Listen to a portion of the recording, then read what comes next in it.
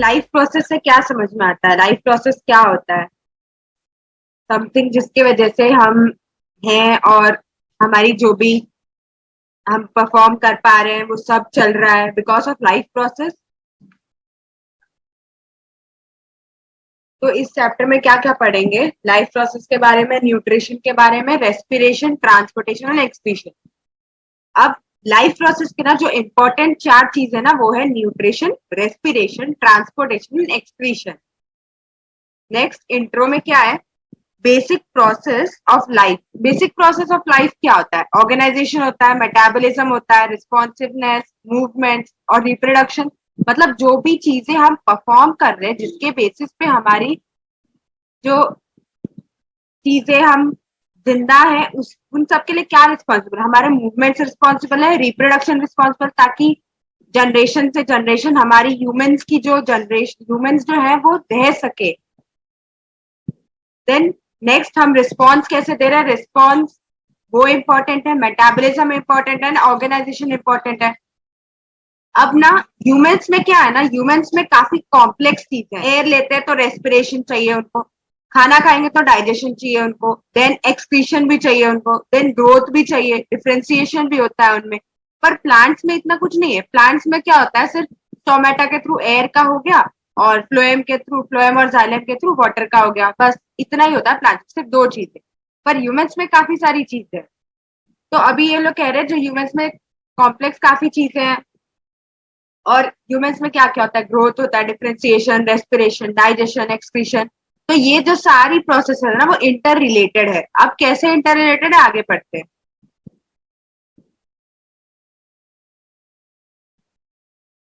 अब क्या बोला है? लाइफ प्रोसेस होता क्या है? बेसिकली लाइफ प्रोसेस क्या होता है? लाइफ प्रोसेस क्या है?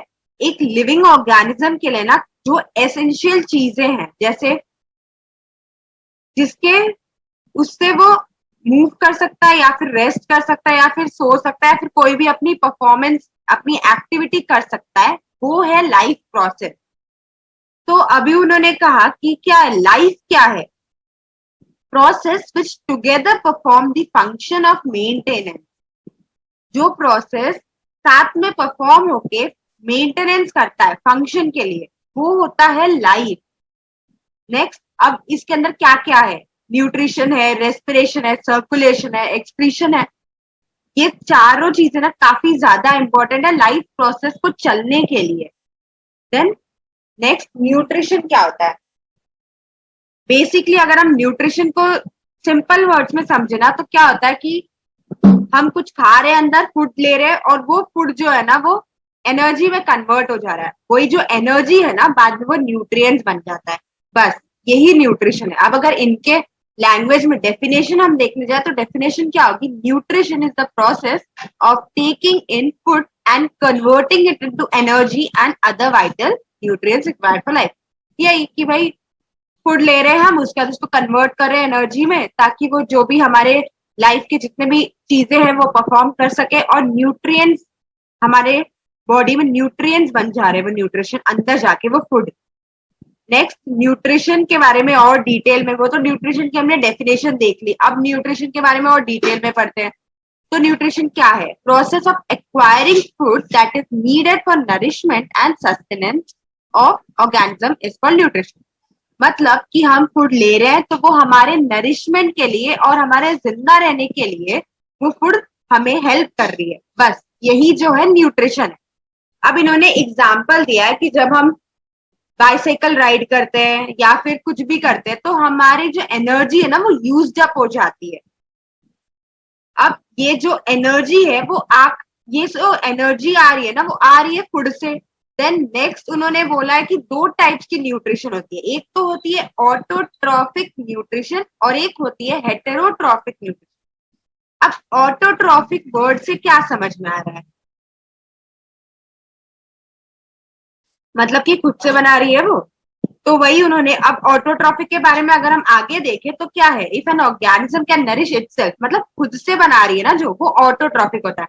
खुद से वो बना पा रही है, या तो वो सन एनर्जी, सनलाइट की एनर्जी यूज कर रही है या तो वो केमिकल एनर्जी यूज कर रही है। तो ये जो टाइप का न्यूट्रिशन हुआ ना कि भाई खुद से बना रही है या तो सनलाइट और केमिकल एनर्जी यूज करके, वो होता है ऑटोट्रॉफिक। अब जो प्लांट्स फोटोसिंथेसिस मतलब लाइट सनलाइट को यूज करके बनाते हैं ना अपने खाने, वो होते हैं फोटो ऑटोट्रॉफिक्स। और जो बैक्टीरिया केमिकल को यूज करके बनाते हैं अपने खाना, वो होते हैं केमो ऑटोट्रॉफिक।